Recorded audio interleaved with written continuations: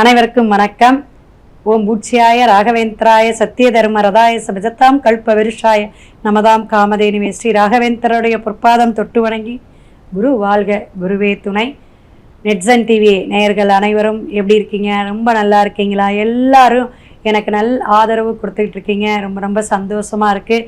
நிறைய கால்ஸ் வருது. கமெண்ட் பாக்ஸில் உங்களுடைய சந்தேகங்கள்லாம் கேட்குறீங்க. ஒரு சில நேரம் தான் என்னால் பதில் சொல்ல முடியுது. ஏன்னா கால்ஸே புக்கிங் பார்த்திங்கன்னா 3-4 மாதத்துக்கு புக் பண்ணி வச்சுருக்கோம். ஸோ எல்லாருமே வருத்தப்படாதீங்க. எல்லாத்துக்குமே எனக்கு கண்டிப்பாக உங்களுக்கான விஷயங்கள், உங்களுக்கான பரிகாரங்கள், உங்களுடைய ஜாதகம் எப்படி இருக்குங்கிறத நம்ம சொல்லுவோம்.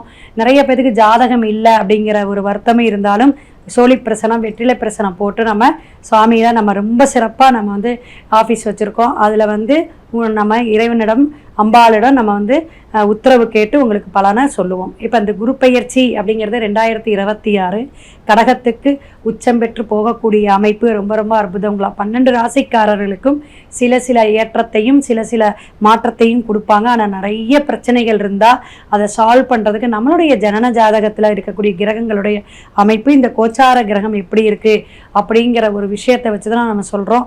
இதில் பாவ கிரகமான ராகுகேதுடைய அமைப்பு, அதே போல் சனிபகம் மீனத்தில் பயணிச்சுட்டு இருக்கக்கூடிய அமைப்பு எல்லாமே அனலைஸ் பண்ணி தான் சொல்லணும். ஒரு சுபகிரகத்தை மட்டும் வச்சு நம்ம இப்போ சொல்லுவோம்ல, குரு பார்த்தால் கோடி நன்மை, குரு பார்க்கக்கூடிய இடமெல்லாம் என்னதுங்க விருத்தியாகும் அப்படின்னு சொல்லுவோம். அப்போ குரு நின்ற இடம் பால் அப்படிங்கிறோம். அப்போ அது பாழா போகுமா அப்படிங்கிறது கிடையாது. சில குறைகளை அந்த ராசிக்கு கொடுக்கும் அப்படின்னு தன் வீட்டுக்கு உச்சம் பெற்று அமரும் பொழுது அது எந்த பாதிப்பையும் கொடுக்க மாட்டார். ருணரோக சத்துஸ்தானம் அப்படிங்கக்கூடிய அமைப்பில் ஒருத்தருக்கு பாதிப்பு இருக்குதுன்னு வச்சுக்கோங்களேன். அதை 6ஆம் பாவகமாக எடுக்கிறோம்.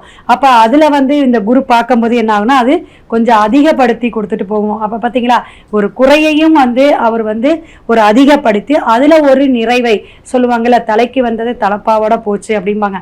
அது மாதிரி எல்லாம் பிரச்சனைகள்லாம் தீர்க்கக்கூடிய அமைப்புன்னு சொல்லலாம். இப்போ திருக்கணிதப்படி பார்த்தீங்கன்னா உங்களுக்கு 2/6/2026 மகர ராசி நேயர்களே நல்லா இருக்கீங்களா? மங்களமான விஷயங்கள், மங்கள காரியங்கள், மகத்தான வெற்றி எல்லாமே காத்துக்கிட்டு இருக்கீங்க அப்படிங்கிற மாதிரி ஜூன் மாதத்தில் இருந்து உங்களுக்கு ஒரு விமோச்சனம் அப்படின்னு சொல்லலாம்.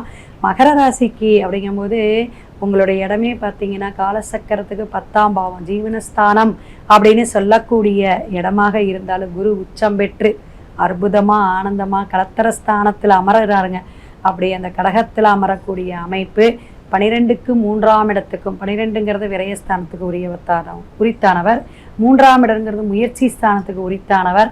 அவர் போயிட்டு அற்புதமாக உட்கார்ந்துருக்கக்கூடிய கலத்தர பாவகத்தில் இருந்து உங்களுக்கு பல பிரச்சனைகள், சிக்கல்கள், பல அந்த இடியாப்ப சிக்கல்லாம் சொல்லும்போது அதெல்லாம் தீரக்கூடிய காலகட்டங்கள். தைரியமாக இருங்க, தன்னம்பிக்கையாக இருங்க.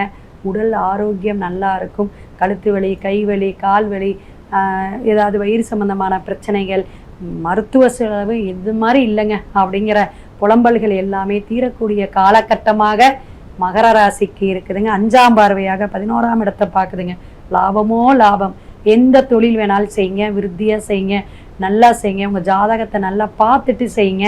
இன்னும் உங்களோட தசாபுத்தி டாப்பாக இருந்துச்சுன்னா கோர் கணக்கில் கூட நீங்கள் போட்டு செய்யலாம். நட்பு வட்டாரத்துடனும் சேர்ந்து செய்யலாம். ஏன்னா 7ஆம் இடத்துல இருக்கிறனால 7ஆம் பார்வையாக ஜென்மமாகவே உங்களோட இடத்த பார்க்கறனால உங்களை பார்க்குறாருங்க.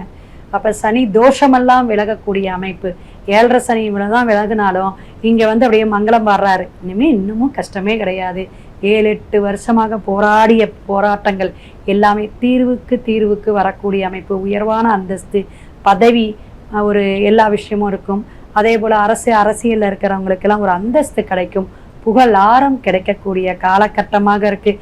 எத்தனை வேண்டுதல், எத்தனை கோயில்கள் போயிருப்போம், எத்தனை பிரச்சனைகளை சந்திச்சிருப்போம் அப்படிங்கிறவங்களுக்கு எல்லாமே அனுகிரகமான விஷயங்கள் நடக்கும். உங்களுடைய குலதெய்வம் உங்களை காப்பாற்றும். 9ஆம் பார்வையாக 3ஆம் இடத்தை, குழந்தை பாக்கியம் இல்லாதவங்க வீரியமாக இருப்பீங்க, விஜயமாக இருப்பீங்க.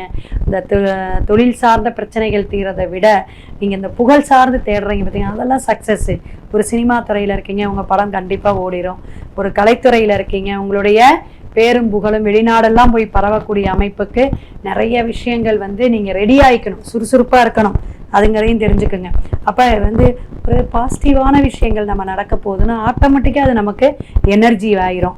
அப்போ எல்லாமே உங்களுக்கு வந்து ஒரு ப்ளஸ் அப்படிங்கக்கூடிய அமைப்பில் இருந்தாலும் உங்களுடைய ஜனன ஜாதகத்தில் குரு எங்கே இருக்கிறார், தசாபுத்தி என்ன சப்போர்ட் பண்ணுவார், அதை ஒரு அனலைஸ் பண்ணிக்கணும் நீங்கள். அப்போ 9ஆம் பார்வையாக இருக்க பாக்கியம் கிடைக்கக்கூடிய விஷயம், குழந்தை பாக்கியமே இல்லாதவங்க குழந்தை பாக்கியம் கிடைக்கக்கூடிய விஷயம், ஏன்னா புத்திரக்காரர்லவா, அதனால் எந்த ஒரு விஷயமும் இனிமேல் அப்படியே அல்வா துண்டு மாதிரி கிடைக்கக்கூடிய விஷயங்கள்லாம் கிடைக்கும். அதை தக்க வச்சுக்கணும். கடன் பிரச்சனையெல்லாம் தீரும். அதிகமான பணமோ அதிகமான விஷயங்கள்லாம் நடக்கும்போது அதை சேமித்து பழக பாருங்க அப்படிங்கிறத மகர ராசிக்காரங்களுக்கு சொல்கிறோம். வக்கரகதியில் சிம்மத்துக்கு போகும்போதும் சரி, உங்களுக்கு பயப்பட வேண்டாம், நல்லா இருக்குது. குரு உங்களுக்கு நல்ல விஷயங்களாக மீண்டும் மீண்டும் தரக்கூடிய அமைப்பில் இருக்கிறனால புதிய முயற்சிக்கு தடையில்லாமல் நீங்கள் முயற்சி பண்ணுங்கள். இனிமேல் யோசிக்கவே வேண்டாம். எதையுமே இனிமேல் திட்டம் போடணும், அப்படி இருக்கணும் இப்படி இருக்கணும், இந்த பையை இருக்கணும், மெதுவாக எடுக்கலாம் அப்புறம் எடுக்கலாம், இதெல்லாம் வேண்டாங்க. கடன்னு உங்கள் மனதில் பட்டதெல்லாம் செய்யுங்க, அருமையாக இருக்கும். நீங்கள் சென்னையில் இருக்கக்கூடிய பாடிங்கிற இடத்துல இருக்கக்கூடிய ஆலயம் ரொம்ப ரொம்ப சிறப்பான ஸ்தலம். அங்கே இருக்கக்கூடிய சிவன் கோயில், அந்த சிவன் கோயில் வழிபாடு எடுங்க. திருவண்ணாமலை அப்படிங்கக்கூடிய இடத்துல நீங்கள் போயிட்டு கண்டிப்பாக ஒரே ஒரு தடவை கிரிவலம் வந்துருங்க. அங்கே இருக்கக்கூடிய சித்தர்கள் உங்களுக்கு எல்லாமே அனுகிரகம் பண்ணுவார். சிவனுடைய அருளே எதுன்னா, உங்கள் இடமே ஜீவனமாக இருந்து இருக்கிறது. அப்போ நீங்கள் 4 பேர்த்துக்கு அங்கே அன்னதானம் பண்ணிட்டு அந்த அண்ணாமலை தேவியை பார்த்துட்டு வாங்க. சிறப்பாக அமோகமான வாழ்க்கையை இந்த ஓராண்டு காலம் உங்களுக்கு குரு பகவான் வாரி வழங்குவார். சிவாய நம. திருச்சிற்றம்பலம்.